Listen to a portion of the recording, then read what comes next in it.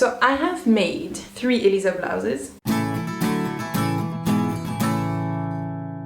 Hi everyone, welcome back to my channel La Fraise, I'm Noémie, and today I would like to talk to you about the Elisa Blouse from Fibre Mood. So I have made not 1, not 2, but 3 Elisa blouses, so I know what to say about this pattern. And actually, I just want to try to be organized in my review. So first, the pattern goes from a 32 to a 52 European sizes. I think that's on the more generous end of the spectrum of sizes, but I still don't think that it's going to cover everyone, so I wouldn't call it so size inclusive as a pattern. And also they don't have just on the products listing the centimeter or inches of bust that this is going to cater for, so you have to log in and download the instructions and look at the instruction booklet, so it's not so easy to find if this is going to fit you or not. So that was a tiny downside to start. Maybe like the sizing could be improved, and also just like the information about the sizing on their website page could be improved. Now the pattern itself and the way it's drafted, I really like it. I mean, you don't make 3 shirts of something you don't like. I really think that it makes for such a nice relaxed fit. I really feel super comfortable in it. I made the size that was recommended for my bust size, and I feel like it's really the perfect amount of ease. I really enjoy this. The shirt originally comes with quite long sleeves. Wait, is this the original sleeve length? No, I think I have shortened them all slightly. I think this is still a bit shortened. I remember that the shirt came with quite long sleeves that made it feel a little bit too mumsy for me. But you know, like, it comes with longer sleeves, and I do appreciate this because if you like more coverage on your arm, it is drafted for it, and it's so easy to shorten them to the length you like. I always prefer anyway starting with slightly longer sleeves and then shortening them on me while I'm actually sewing the project, because I find that you can see it better and you can picture what you want exactly. So sleeves are a bit long, but absolutely not a problem for me. And the shirt is also on the longer side, which I also don't mind, because this way you can make models where you can tuck it into your jeans or you can crop it. So the fact that it's not already cropped, not a problem for me. I have both. The Kookaburra version is actually cropped, but because it's cropped, I actually don't feel as comfortable going to the office with it, for example, because, you know, it's also, if your pants ride down a little bit when you sit, then I find that it exposes quite a bit of back. So in the end, the crop version is not really my most worn, and those ones which I can tuck into my jeans, I wear a lot more. So for the pattern itself and the way it fits and the way it's been drafted, I would say it's nearly faultless for me. I really like it, except for one point, and that's going to be quite a major one, for the fact that this is a cam color shirt, and I don't like the way that they do their cam color, the way they actually construct it. I'll show you on the blue one because it's a bit clearer. I have not followed their instructions, so bear that in mind. They actually have a facing that would come here, and you would just kind of like stick your collar and the seam allowance in the facing, and if I lifted the facing here, I could see the seam allowance here, and I don't really love having exposed seam allowance. I find that it's not super clean. You will see I have some, don't come at me in 2 seconds, but I have thought about it for my future shirts already.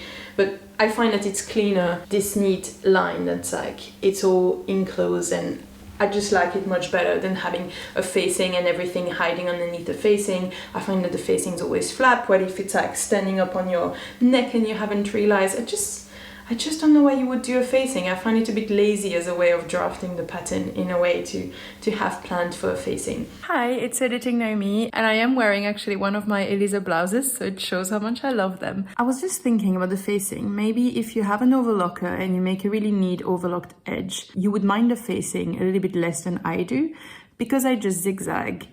It just doesn't make for a neat edge, and I don't like having that edge. So I just want to say, rethinking about it, maybe the way they have drafted it would work for you if you have an overlocker and you don't mind having that edge. The way I have made mine, I have followed a video from So Life, and I think the video is amazing. I did all of my shirts that way. I think that lady is brilliant. The only thing to pay attention to if you follow her tutorial with the Elisa blouse is that actually the facing on the front here, the front yoke doesn't come quite as high as I would like. Here I have lengthened the yoke so that it ends up falling right onto the shoulder line, and this way I can kind of like have it attached down in the shoulder and it doesn't flap.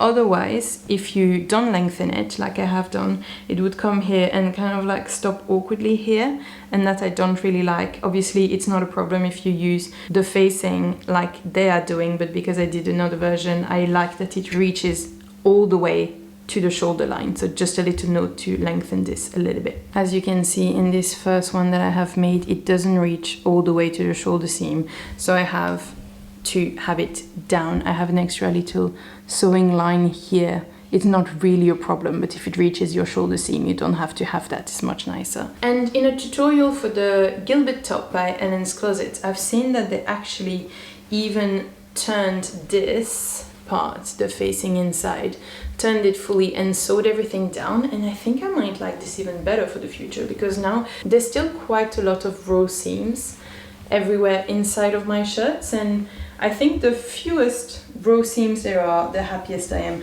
Oh, can you please appreciate, we are between kindred spirits here, so can you please appreciate my pattern matching on my button placket? I know I've done a great job, I'm so pleased. I'm so proud.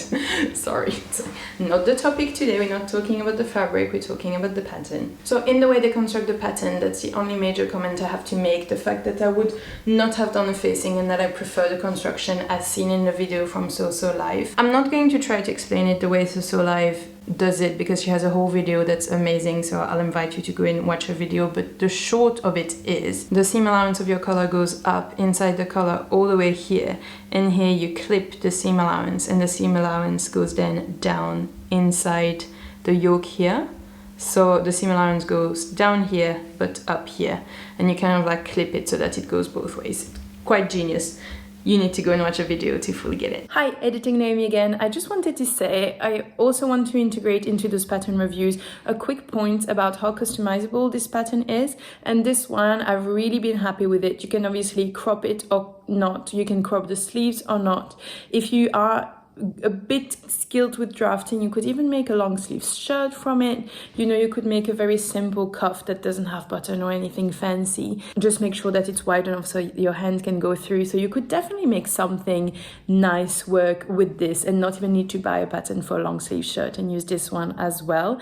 And I just want to say, I've also made a version with the back yoke. I didn't find really hard to do. I had another pattern that had a back yoke, so I could just kind of copy it from that. But really, if you eyeball where you want your yoke to end, you double that bit when you add on the bottom part of your back a little bit of extra space to make the pleat that's gonna be pleated inside or out as you find it prettiest, and then bobs your uncle. And you can have quite a few different shirts. So the ones I'm wearing in this video, the slightly beige toned one, has this added yoke that I have added myself, and the blue one is cropped as well. So I'm quite pleased with how versatile this pattern is. It doesn't come with different options, but I think you can definitely make quite a few options with it. And I feel like if you wanted, you could even do a little gathered skirt attached to the bottom and have yourself a really nice flowy dress that doesn't have too much of a cinched in waist. That would be really comfortable for the summer. So definitely something to think about. You could also, that's it, now I'm on a roll, I'm not gonna shut up.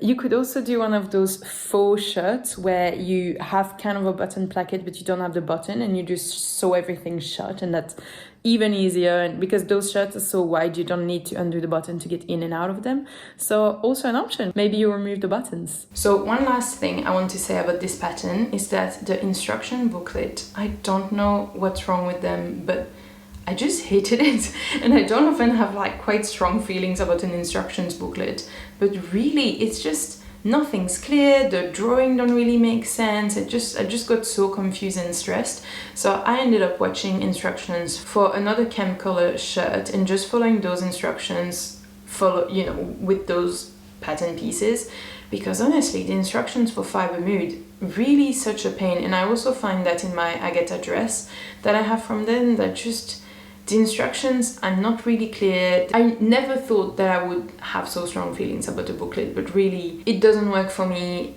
So be warned that the instructions are a bit of a challenge, and that if you don't like them, just go and look other instructions. I mean, it's not like you need to follow their instructions specifically to make this shirt, but otherwise really happy with this shirt. I don't think I'll be making more right away because I don't want to have too many cam colors, but as soon as one of those 3 dies, I'm definitely making more because I do love the pattern, I do love cam color shirts in general, and I'm really happy with them. I hope this little review was interesting for you. I'm curious to know if you have already made the Elisa Blouse, and if you also like it, do you have more than 3? Do you beat me in how many Elisa Blouses you have in your collection? Please let me know. Thank you so much for watching. Don't hesitate to give this video a like if you feel like it. If you want to come back and see future pattern reviews, don't hesitate to subscribe, and don't forget that you can make anything.